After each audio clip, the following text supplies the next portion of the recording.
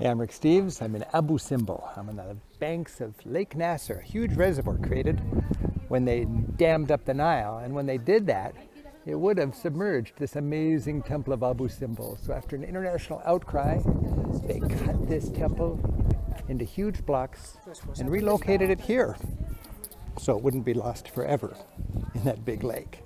And today, tourists can come in here and get a sense of the grandeur of the Egyptian Empire. This was the sanctuary, and here we have Ramses. Ramses, Ramses, Ramses, Ramses. It's Ramses all the time, because he was the pharaoh, and pharaohs were like gods on earth. And of course, as great leaders have done for millennia, the pharaoh or the king celebrates his great victories. I'm with the television crew, it's okay, yeah. And Ramses has got his bow and arrow and his chariot, and Ramses is showing definitively defeating the bad guys. There's Ramses, and that guy's having a bad day, and so are those.